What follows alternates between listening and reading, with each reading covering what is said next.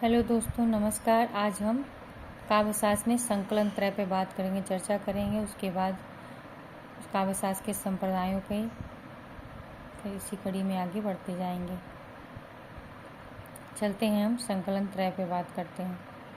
पाश्चात्य नाट्यशास्त्र में नाटक के कथा विन्यास एवं औचित्य के संबंध में 3 प्रकार के एक स्थान काल कार्य का विधान किया गया है। इसे ही पारिभाषिक शब्दावली में संकलन त्रय कहा जाता है। इसका विवरण निम्नलिखित है। काल संकलन, इसका अभिप्राय यह है कि घटनाओं के घटित होने में चाहे जितना ही समय क्यों न लगे, पर नाटककार उन्हें रंगमंच पर इस कौशल से दिखाए कि घटनाओं के बीच को काल व्यतीत हुआ, दर्शक उसके व्यवधान का अनुभव न कर सके। जैसे उत्तर रामचरितम में सीता द्वारा बोया गया पौधा बड़ा होकर वृक्ष बन गया, तो इधर शिशु लव कुश भी बड़े होकर शत्रु सेना से संघर्ष करने के लिए उद्यत हो गए हैं। पौधे के बड़े होने को दिखाकर रचनाकार ने दर्शक के मस्तिष्क में यह बात डाल दी कि लव कुश भी अब बड़े हो गए हैं, अर्थात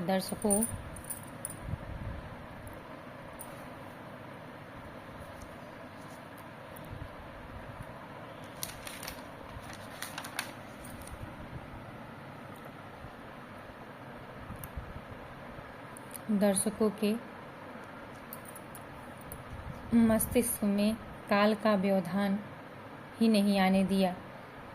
अन्विति। दूसरा है स्थल संकलन।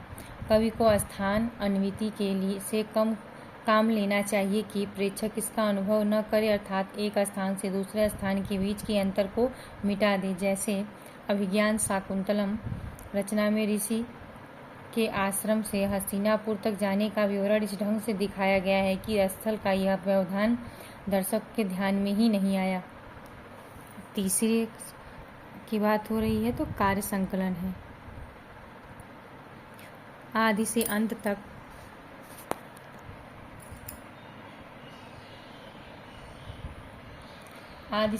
तक कथा के एक समान निर्वहन को काल संकलन कहते हैं। अर्थात यदि आदि से अंत तक एक ही मुख्य कथा वस्तु को प्रासंगिक कथा वस्तु आधिकारिक कथा वस्तु के विकास में किसी भी रूप में बाधक न बने, प्रासंगिक कथा इतनी प्रमुख न हो जाए कि उसकी दीर्घता में उसके सौंदर्य में आधिकारिक वस्तु खो जाए। ये थे एक संकलन त्रय, जिसमें आता है काल संकलन, स्थल संकलन और कार्य संकलन। कार्य, स्थल, कार्य। अब आगे चलेंगे, हम काव्यशास्त्रीय संप्रदायों के विषय में बात करेंगे। तो संप्रदाय कौन कौन से हैं, पहले उसकी थोड़ी सी चर्चा करेंगे विषय में कुछ, उसके बाद हम आगे बात करेंगे कि काव्यशास्त्रीय संघ जो शुरुआत कब से क्या हुआ। लगभग 10वीं से 20वीं शताब्दी के पहले शास्त्रीय साहित्य शास्त्र में एक प्रश्न उठता है कि काव्य की आत्मा क्या है। यहाँ आत्मा शब्द का लाक्षणिक अर्थ लिया गया है। इसका आशय यह है कि वह मूल तत्व या शक्ति क्या है जिसके रहने से कोई रचना साहित्य की श्रेणी में रखी जा सकती है, जिसके अभाव में किसी रचना को साहित्य स्वीकार नहीं किया जा सकता। इसी को लेकर भारतीय काव्यशास्त्र के विभिन्न संप्रदायों का जन्म हुआ। ये निम्नलिखित हैं: रस संप्रदाय, अलंकार संप्रदाय, रीति संप्रदाय, वक्रोक्ति संप्रदाय, ध्वनि संप्रदाय और चित्त संप्रदाय। रस संप्रदाय के जो प्रवर्तक माने तो भरत मुनि हैं, अलंकार संप्रदाय के भामा हैं, रीति संप्रदाय के वामन हैं, वक्रोक्ति संप्रदाय के कुंतक हैं, ध्वनि संप्रदाय के आनंदवर्धन हैं और औचित्य संप्रदाय के क्षेमेंद्र हैं।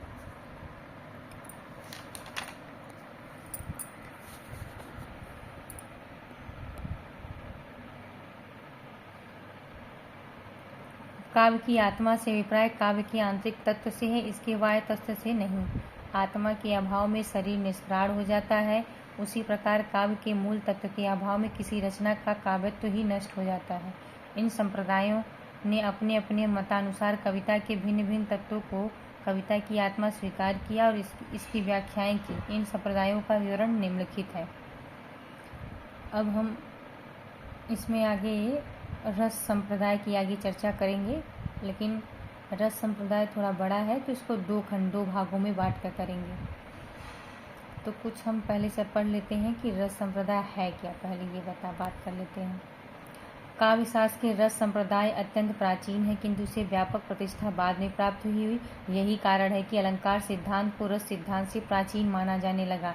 इस रस सिद्धांत के मूल प्रवर्तक आचार्य भरत मुनि माने जाते हैं। इन्होंने अपने ग्रंथ नाट्यशास्त्र में रस सूत्र को प्रस्तुत कर विभिन्न अवयवों का विवेचन किया है। आचार्य भरत मुनि का रस सूत्र निम्नलिखित है। विभावानुभाव व्यभिचारी संयोगाद रस निष्पत्ति, अर्थात विभाव, अनुभाव और व्यभिचारी भाव, संचारी भाव के संयोग से रस की निष्पत्ति उत्पत्ति होती है। पाठक या श्रोता के हृदय से स्थिर अस्थायी भाव ही विभावादि से संयुक्त होकर रस रूप में परिणित हो जाता है, जिससे काव्यानंद की प्राप्ति होती है। इसी काव्यानंद को ब्रह्मानंद सहोदर भी कहा जाता है। अब रस के अवयवों पर बात करते हैं। रस के 4 प्रमुख अवयव हैं: अस्थायी भाव, विभाव, अनुभाव, व्यभिचारी भाव, संचारी भाव। अस्थायी भाव का अर्थ है प्रधान भाव। काव्य अथवा नाटक में एक अस्थायी भाव शुरू से आखिर तक होता है। ये अस्थायी भाव सुप्तावस्था में होते हैं, किसी क्रिया, कारण अथवा दृश्य से प्रेरित होकर जागृत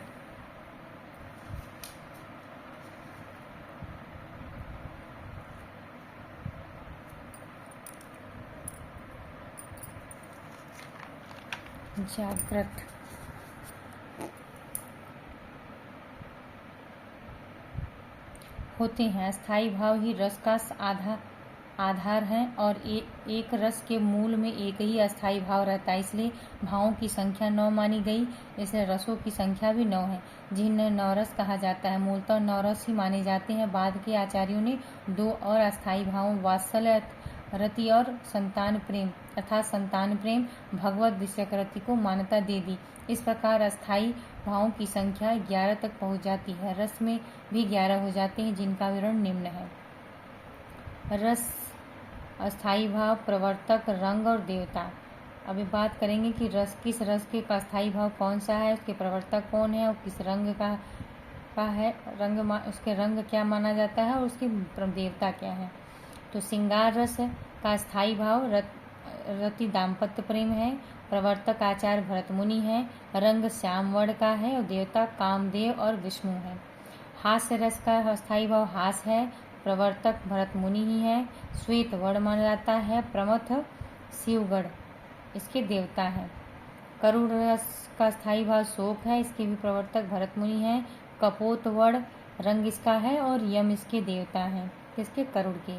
वीर का स्थायी भाव उत्साह है। इसके प्रवर्तक भरत मुनि है। रंग हेमवर्ण है और देवता महेंद्र है। इसके बाद आगे हम चर्चा करते हैं भयानक रस की, जिसका स्थायी भाव भय है और भरत मुनि इनके प्रवर्तक हैं और कृष्ण वर्ण का है। काल इनके देवता हैं। रौद्र रस का अस्थायी भाव क्रोध है। भरत मुनि प्रवर्तक हैं। वर्ण रक्त वर्ण का है और देवता रुद्र हैं। विभत्स रस का स्थायी भाव जुगुप्सा है। भरत मुनि प्रवर्तक हैं। नीला वर्ण है, रंग है और महाकाल इनके देवता है। अद्भुत रस का स्थायी भाव विस्मय है। प्रवर्तक भरत मुनि है। पीला वर्ण रंग है और गंधर्व और ब्रह्मा जिनके देवता हैं। शांत रस का अस्थायी भाव निर्वेद है।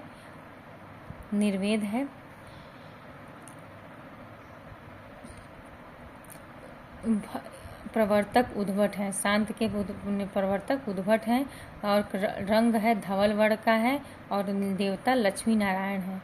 वात्सल्य रस का अस्थायी भाव वात्सल्य प्रेम संतान प्रेम है और विश्वनाथ है इनके प्रवर्तक।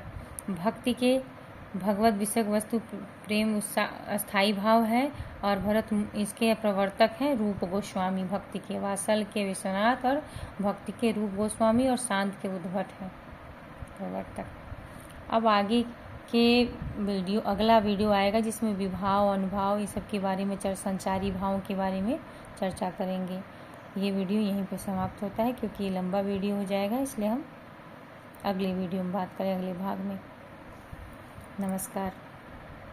आपको वीडियो अच्छी लगे तो लाइक सब्सक्राइब भी करें। टीजीटी, पीजीटी, एलटी, प्रवक्ता, यूजीसी सभी एग्ज़ामों के लिए लाभदायक होगा आपके लिए। जब तक डीपली नहीं पढ़ेंगे कोई चीज़ तब तक चीज़ें अच्छी नहीं होंगी। ये डीपली पढ़ के चीज़ों का नोट्स बनाया गया है।